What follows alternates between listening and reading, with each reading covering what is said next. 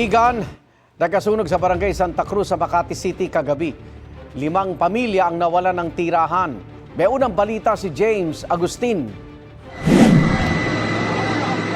Ganito kalaking apoy ang bumulabog sa mga residente ng barangay Santa Cruz sa Makati City bandang alas 11:35 kagabi. Ang ilang bombero umakyat sa bubong para malapit ang makapagbuga ng tubig. Itinaas ng Bureau of Fire Protection ang unang alarma. Pila ang mga responding fire truck sa Ponte Street. Naapula ang apoy matapos sa mahigit 1 oras.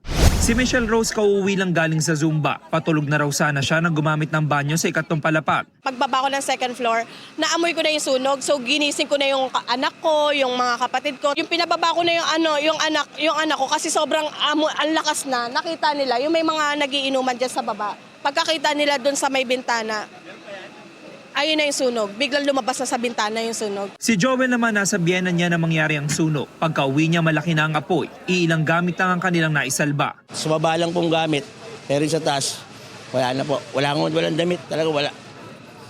Kamusta naman yung mga kasama niyo sa bahay? Okay naman daw po. Tinawagan ko naman, nasa kabilang bahay na. Nasiguro po namin na nakalabas po lahat ng mga bata at saka magulang. Wala pa kaming motibo kung anong pinagmulan ng sunog eh. Ayon sa BFP, 3 bahay ang nasunog. Apektado ang 5 pamilya, katumbas na 18 individual. Inimbestigahan pa ang sanhi ng apoy na nagsimula sa ikalawang palapag ng isang bahay. Wala dyan yung nakatira nung occupant ng pinagmula ng apoy, wala dyan. So maaari tinitingnan natin yung anggulo na luma na yung bahay. More than 60 years na yan according to Mr. Arsenio.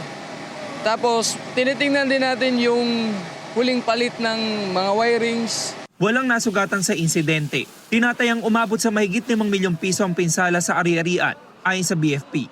Ito ang unang balita. James Agustin para sa GMA Integrated News. Igan, mauna ka sa mga balita, mag-subscribe na sa GMA Integrated News sa YouTube para sa iba't ibang ulat sa ating bansa.